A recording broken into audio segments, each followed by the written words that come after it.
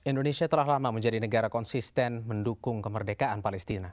Namun seberapa jauh peran Indonesia terhadap upaya kemerdekaan Palestina dan apa maknanya bagi masyarakat Indonesia sendiri? Pada bagian ini saya akan berdialog dengan anggota DPR RI dari Komisi 1, Abdillah Thoha. Selamat malam Pak Abdillah. Selamat malam. Ya, konflik yang terjadi di Palestina, banyak sekali masyarakat Indonesia yang merasa simpatik terhadap rakyat Palestina. Dan sekarang konflik Palestina mengalami satu fase yang lebih rumit dibanding sebelumnya karena Hamas dan Fatah bertikai dan puluhan orang tewas. Nah, menurut Bapak, apa yang bisa Indonesia lakukan? Memang pada tahap ini saya kira kita lebih dahulu bisa melakukan sesuatu untuk mengakurkan antara faksi Fatah dan faksi Hamas. Bahkan beberapa waktu yang lalu kami dengar itu sudah ada undangan dari pihak Indonesia untuk mengundang Presiden Abbas maupun Perdana Menteri Ismail Haniyeh. Tapi kemudian kasus ini terjadi.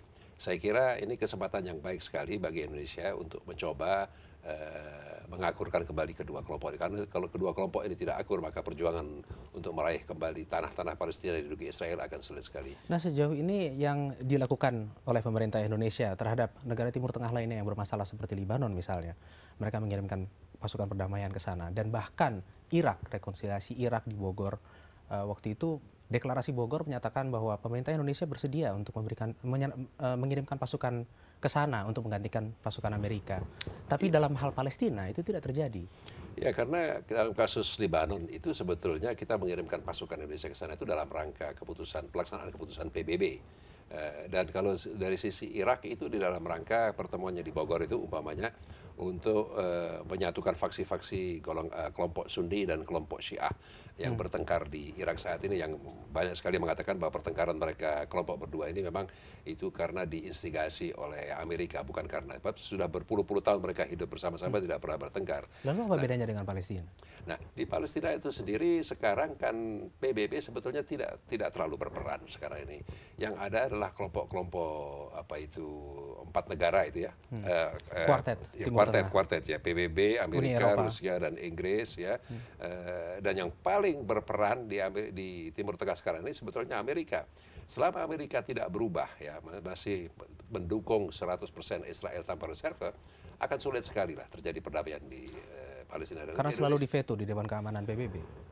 Hampir seluruh resolusi yang mengecam, apalagi mengutuk Israel, itu diveto oleh Amerika di Dewan Keamanan PBB. Dan kita tahu juga kalau kita mau berperan di Timur Tengah itu kita juga harus mempunyai hubungan dengan Israel. Bagaimana kita bisa menjadi mediator antara Israel dan Palestina, kita tidak mempunyai hubungan. Dan dalam soal hubungan dengan Israel saya kira sangat tidak realistis lah pada saat ini. Tapi kan Indonesia itu kan bagian dari organisasi konferensi Islam, OKI. Dan selain itu juga sekarang Indonesia sudah menjadi anggota tidak tetap Dewan Keamanan PBB. Seharusnya di bidang diplomatik Indonesia mempunyai peran yang lebih bisa diandalkan. Ya, betul. Jadi saya kira sampai batas-batas itu Indonesia bisa berperan, dan saya kira juga sudah berperan juga ya, baik di organisasi konferensi Islam maupun di forum-forum non-aligned movement ya, non-aligned countries, negara-negara non-blok. Dan sekarang ini Anda benar sebagai anggota Dewan Keamanan PBB, Indonesia sebetulnya harus bisa berperan lebih besar. Tetapi sebetulnya kasus dukungan terhadap resolusi 1747 kemarin itu begitu-begitu mengecewakan sebetulnya ya, bahwa PBB yang memberikan sanksi begitu berat kepada Iran tapi tidak memberikan sanksi apa-apa kepada Israel didukung oleh Indonesia. Nah, ini hal-hal yang saya kira kita harus kembalikan supaya Indonesia betul-betul duduk di Dewan Keamanan PBB itu sebagai negara yang betul-betul merepresentasikan negara-negara yang tertindas. Nah, dan dukungan kepada Palestina itu sendiri saya kira terbatas sekarang ini pada forum-forum internasional itu yang memberikan sikap-sikap politik yang mendukung. Kemudian dukungan moral dari rakyat Indonesia itu saya kira tidak pernah diragukan lagi. Dan sampai batas-batas yang sangat terbatas mungkin dukungan finansial yang tidak begitu berarti lah untuk Palestina. Ya. Yang seperti Bapak katakan tadi, tanpa hubungan diplomatik dengan Israel, kita tidak punya bargaining power untuk menjadi mediator. Bukan bargaining power, artinya mediator itu adalah suatu negara yang mengakui kedua-dua eksistensi dari kedua. Kalau kita hanya mengakui satu, kita tidak bisa menjadi mediator. Dan mengenai hubungan dengan Israel, pertama sangat tidak realistis karena itu dipandang dari sudut politik dalam negeri dudukan masyarakat Indonesia akan dikecam luar biasa. Ya. Yang kedua, kalau kita mengakui Israel, maka yang kita akui Israel yang mana? Apakah Israel yang sekarang ini? Ya kan? Kalau kita mengakui Israel berarti kita mengakui Israel dengan segala macam daerah-daerah yang diduduki, itu kan tidak pas. Hamas itu sebetulnya mereka tidak mau berunding dengan Hamas karena Hamas dianggap tidak mengakui Israel. Sebetulnya mereka bersedia berunding, tapi mereka tidak mau mengakui Israel dalam keadaan seperti yang sekarang ini.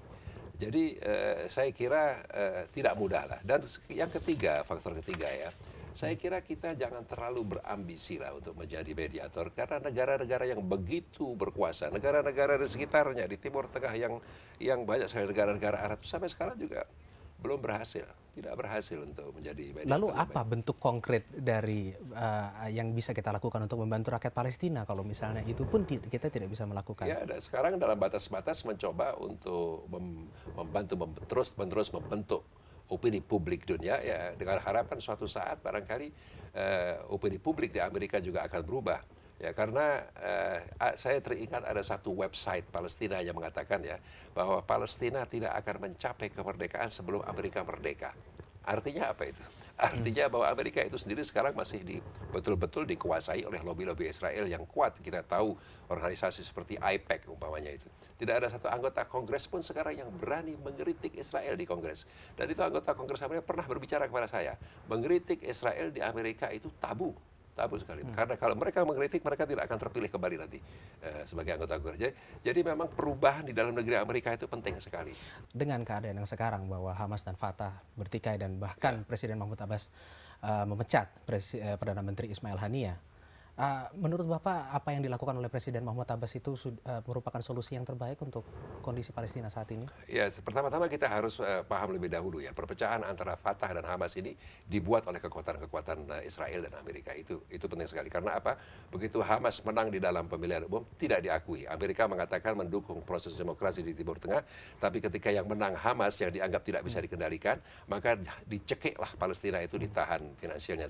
Kemudian Fatah didorong-dorong terus, bahkan diberikan persenjataan dan sebagainya. Dan sekarang diberikan bantuan, sekarang dikembalikan dana pajaknya. Betul, hanya ya. untuk Fatah ya. Ini Kabinet Israel menyetujui pembebasan 250 tahanan Palestina, hanya tahanan yang berasal dari faksi Fatah. Dan Israel juga mentransfer dana pajak Palestina sebesar 120 juta dolar Amerika. Ini kan terang-terangan mereka sebetulnya membela kepada Fatah ya, dan itu dalam rangka memecah belah Palestina itu sendiri. Pertama itu. Kedua, Presiden Abbas itu dianggap sebagai presiden yang lemah, bahkan justru lebih lemah dari Yasser Arafat. Yasser Arafat dulu kan disingkirkan juga oleh Amerika. Bahkan ada yang mengatakan, ada teori mengatakan bahwa meninggalnya itu juga dibunuh oleh Amerika. Nah, jadi memang ini semuanya ini dibikin oleh Israel dan Amerika supaya timbul ketidakstabilan di Palestina dan di Timur Tengah sehingga Amerika bisa tetap terus menguasai kawasan yang sangat penting itu ya. Apalagi yang bisa kita lakukan ya, selain? Saya kira di luar itu kita harus memberikan contoh kepada negara-negara Arab di Timur Tengah untuk mulai mengembangkan demokrasi di sana ya. Dan sudah ada sekarang ini kelompok-kelompok di Timur Tengah yang ingin belajar dari Indonesia bagaimana cara menciptakan demokrasi. Saya mengatakan itu kenapa? Karena selama sistem-sistem pemerintahan di Timur Tengah seperti sekarang ini tidak ada demokrasi dan dikuasai oleh kelompok-kelompok kekuasaan yang menggantungkan kelangsungan kekuasaannya kepada Amerika, tidak ada harapan bahwa Palestina akan menang terhadap Israel dan Israel akan mengembalikan tanahnya. Terima kasih atas waktunya Pak Abdillah Toha. Terima kasih. Demikian sudut pandang kali ini. Jumpa lagi pekan-pekan dalam topik dan narasumber yang lain. Terima kasih.